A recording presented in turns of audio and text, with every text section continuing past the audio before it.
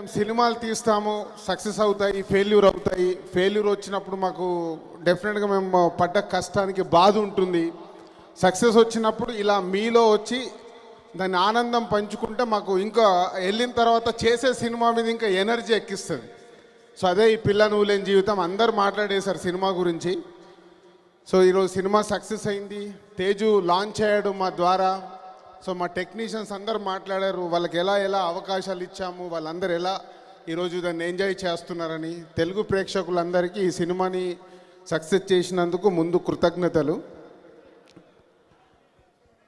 1996 వైజాగ్లో distribution office పెట్టాం మేము అల్లుడా మజాకా సినిమాతో. సో చిరంజీవి గారి సినిమా డిస్ట్రిబ్యూషన్ చేసే అవకాశం మాకు వైజాగ్లో దొరికింది. తర్వాత ఇక్కడ ఒక 7-8 months ఇక్కడే ఉన్నాను నేను. 96 మొత్తం ఇక్కడే ఉన్నా. తర్వాత హైదరాబాద్ రిటర్న్ వెళ్ళి పెళ్లి పందిరి అనే సినిమాతో మళ్ళీ ఆఫీస్ పెట్టుకొని సక్సెస్ఫుల్ డిస్ట్రిబ్యూటర్ ఇండివిజువల్గా స్టార్ట్ అయ్యాను. అప్పుడే ఒక మ్యాజిక్ జరిగింది, తొలి ప్రేమ. సో ఒక స్టార్, అప్పటికి 4th ఫిలిం కళ్యాణ్ గారికి సుస్వాగతం, గోకులంలో సీత, అక్కడమ్మ ఇక్కడబ్బాయి, తొలి ప్రేమ.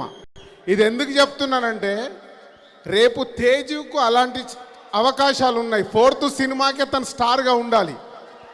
తనకు పొటెన్షియాలిటీ ఉంది. అంటే అభిమానులు ఉన్నారు. అప్పుడు చిరంజీవి గారి అభిమానులు కళ్యాణ్ గారికి సపోర్ట్ చేశారు. ఇప్పుడు అందరు హీరోల ఆ ఫ్యామిలీలో ఉన్న అందరు మీరు అభిమానులందరూ తేజుకు సపోర్ట్ చేస్తున్నారు. కానీ తను ఇండివిజువల్గా పిల్ల నువ్వు లేని జీవితంలో ఎలాగైతే కష్టపడ్డాడో అలా కష్టపడుతూ 4వ సినిమాకైనా సూపర్ స్టార్ కావాలి. మెగాస్టార్ అల్లుడు, పవర్ స్టార్ మేనల్లుడు అనిపించుకోవాలి. ఆ సత్తా ఉంది తనకి.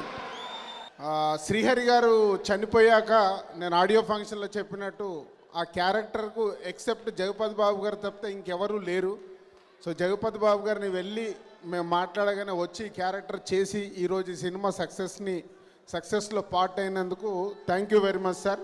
నా జీవితం వెలుగుతున్న దీపం అయితే మా పెద్దమోయ ప్రమితి, ఒత్తు నాగబాబుమోయ, చమర కళ్యాణమోయ.